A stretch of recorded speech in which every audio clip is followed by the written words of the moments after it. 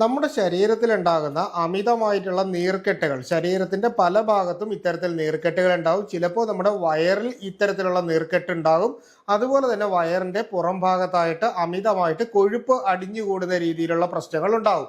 അപ്പോൾ ഈ പറഞ്ഞ എല്ലാ കാര്യങ്ങൾക്കും ഒരുപോലെ നമുക്ക് വീട്ടിൽ തന്നെ തയ്യാറാക്കി ഉപയോഗിക്കാൻ പറ്റുന്ന ഒരു പാനീയത്തെ പറ്റിയിട്ടാണ് ഇന്ന് ഞാൻ നിങ്ങളോട് പറയുന്നത്. അപ്പോൾ വളരെ ഈസി ആയിട്ട് വീട്ടിൽ കിട്ടുന്ന ചില ഇൻഗ്രീഡിയൻസ് ഉപയോഗിച്ചുകൊണ്ട് തന്നെ നിങ്ങൾക്കിത് തയ്യാറാക്കി ഉപയോഗിക്കാനായിട്ട് പറ്റും. ഒരുപാട്, അതായത് നേരത്തെ തന്നെ വയറിൽ കൊഴുപ്പ് അടിയുന്നതിനെ പറ്റിയിട്ടും മറ്റു കാര്യങ്ങളും അതുപോലെ തന്നെ നീർക്കെട്ടുണ്ടാകുന്നത് എന്തുകൊണ്ടാണ് മുതലായിട്ടുള്ള എല്ലാ കാര്യങ്ങളും ഞാൻ നിങ്ങളോട് പറഞ്ഞു തന്നിട്ടുള്ളത് കൊണ്ട് തന്നെ ഇന്ന് ഞാൻ ഈ റെമഡി ഡയറക്റ്റ് ആയിട്ട് പറയുകയാണ്. അപ്പോൾ ഇത്തരത്തിലുള്ള പ്രശ്നങ്ങൾ ഉള്ളവർ തീർച്ചയായിട്ടും ഇത് തയ്യാറാക്കി ഉപയോഗിക്കണം. അപ്പോൾ തയ്യാറാക്കേണ്ട രീതി എങ്ങനെയാണെന്നും എന്തൊക്കെ ഇൻഗ്രീഡിയൻസ് ആണ് വേണ്ടതെന്നും ആരൊക്കെ എത്ര അളവിൽ എത്ര ദിവസം കഴിക്കണം എന്നുള്ളതും അതുപോലെ തന്നെ കഴിക്കാൻ പാടില്ലാത്തവരുണ്ടെങ്കിൽ അത് ആരൊക്കെയാണ് എന്നുള്ള കാര്യവും പറയുന്നുണ്ട്. നിങ്ങൾക്ക് ഇതിനെപ്പറ്റി ജസ്റ്റ് ഒന്ന് എഴുതി വെച്ച് കഴിഞ്ഞാൽ ഈസി ആയിട്ട് നിങ്ങൾക്കിത് വീണ്ടും വീണ്ടും ചെയ്ത് ഉപയോഗിക്കാനായിട്ട് പറ്റുന്നതാണ്. അപ്പോൾ നിങ്ങളുടെ വീട്ടിൽ ആർക്കെങ്കിലും ഇത്തരത്തിലുള്ള പ്രശ്നം ഉണ്ടെങ്കിൽ അവർക്ക് കൂടി ഇതൊന്ന് പറഞ്ഞു കൊടുക്കുക. അപ്പോൾ ഏറ്റവും ഈസി ആയിട്ട് നമുക്ക് വീട്ടിൽ കിട്ടുന്ന പ്രധാനപ്പെട്ട മുരിങ്ങയിലയാണ് ഇതിന്റെ ഏറ്റവും പ്രധാനപ്പെട്ട ഒരു ഇൻഗ്രീഡിയന്റ്. അതായത് ഞാൻ പറയുന്നത് ഒരാളുടെ ആവശ്യത്തിന് വേണ്ടിയിട്ടുള്ള മെഡിസിൻ ആണ് പറയുന്നത്. അപ്പോൾ ആ ഒരു രീതിയിൽ നിങ്ങൾ വീട്ടിലിപ്പോൾ 2-3 പേർക്ക് ചെയ്യണമെങ്കിൽ അതിനനുസരിച്ച് നിങ്ങൾ ഇത് കൂട്ടിക്കൊള്ളണം. ഇപ്പോൾ മുരിങ്ങയില നമ്മൾ എടുക്കുമ്പോൾ നമ്മൾ ഒരു തണ്ടിൽ നിൽക്കുന്ന മുഴുവൻ മുരിങ്ങയിലയില്ലേ, അപ്പോൾ അതുപോലെയുള്ള അതായത് ഒരു കമ്പ് ഇങ്ങനെ പോയിട്ട് അതിൻ്റെ അകത്ത് ഇങ്ങനെ പലതരത്തിലുള്ള ബ്രാഞ്ചസ് കാണും. അപ്പോൾ ഇത്തരത്തിലുള്ള 2 തണ്ട് മുരിങ്ങ ഇലയാണ് നമുക്ക് വേണ്ട. അതിൻ്റെ ആ കമ്പ് എടുത്ത് കളഞ്ഞിട്ട് ആ ഇല മാത്രം നമ്മൾ പൊഴിച്ചെടുക്കുക. പൊഴിച്ചെടുത്തതിന് ശേഷം ഇതിനെ ഒന്ന് നന്നായിട്ട് ചതച്ച് പേസ്റ്റ് പോലെ ചതയ്ക്കുകയോ അരച്ച് നമുക്ക് പേസ്റ്റ് ആക്കുകയോ ചെയ്യാൻ പറ്റുന്ന രീതിയിലേക്ക് ആക്കിയെടുക്കുക. അതിനോടൊപ്പം തന്നെ നമുക്ക് വേണ്ടതെന്ന് പറഞ്ഞാൽ 4 അല്ലി തൊലി കളഞ്ഞിട്ടുള്ള വെളുത്തുള്ളിയാണ്. 4 വെളുത്തുള്ളി അല്ല എടുക്കാനുള്ളത്, ഒരു വെളുത്തുള്ളിയിലുള്ള 4 അല്ലിയാണ് എടുക്കാനുള്ളത്. അപ്പോൾ ആ രീതിയിൽ 4 അല്ലി വെളുത്തുള്ളിയും നമ്മൾ ഇതുപോലെ തന്നെ ചെറുതായിട്ടൊന്ന് ചതച്ചത് മാറ്റി വയ്ക്കുക.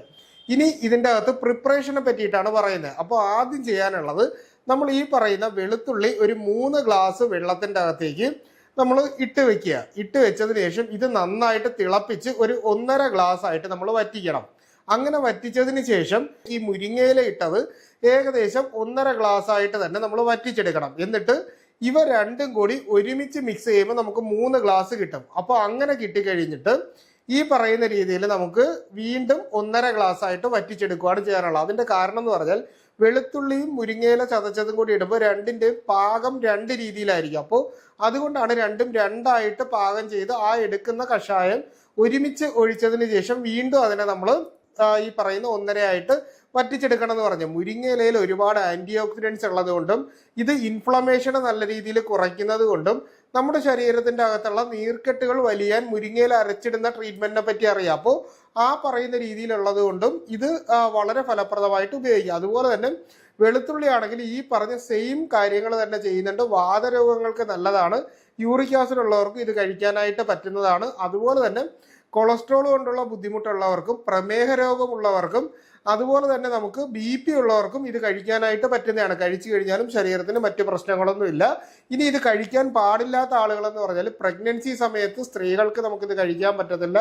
ബ്രസ്റ്റ് ഫീഡ് ചെയ്യുന്ന അമ്മമാർ കഴിച്ചു കഴിഞ്ഞാൽ കുട്ടിക്ക് ചിലപ്പോൾ വയറിളക്കം പോലെ ഉണ്ടാകാനുള്ള സാധ്യത ഉണ്ടാകുന്നുണ്ട്. ആ ഒരു സമയത്ത് ഉപയോഗിക്കരുത്.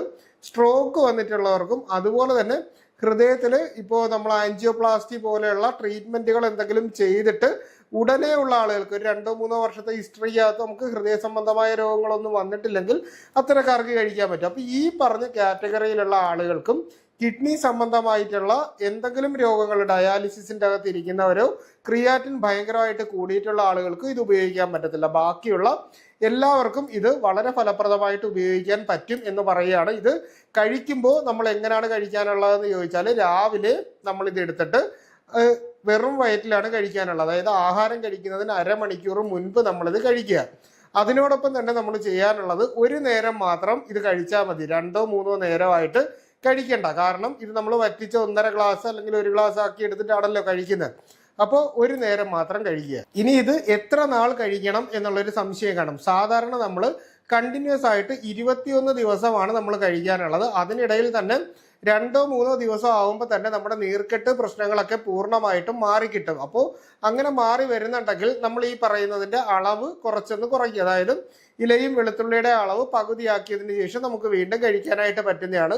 21 ദിവസം കണ്ടിന്യൂസ് ആയിട്ട് കഴിച്ചു കഴിഞ്ഞാൽ പിന്നീട് നമ്മളിത് പതിവായിട്ട് കഴിക്കണം എന്നില്ല. ആഴ്ചയിൽ ഒരിക്കലോ മാസത്തിൽ 2 പ്രാവശ്യമോ അങ്ങനെ, അല്ലെങ്കിൽ നമുക്ക് അസുഖം ഉള്ള സമയത്തോ മാത്രമായിട്ട് കഴിച്ചു കഴിഞ്ഞാൽ മതി. പതിവായിട്ട് കണ്ടിന്യൂ ചെയ്ത് പോകേണ്ട കാര്യമില്ല. എന്തെങ്കിലും സംശയങ്ങൾ ഉണ്ടെങ്കിൽ കമന്റ് ആയിട്ടോ നമ്മുടെ വാട്സാപ്പിന്റെ നമ്പറിലോ ചോദിച്ചോളൂ. കൃത്യമായിട്ടുള്ള റിപ്ലൈ നിങ്ങൾക്ക് കിട്ടുന്നതായിരിക്കും.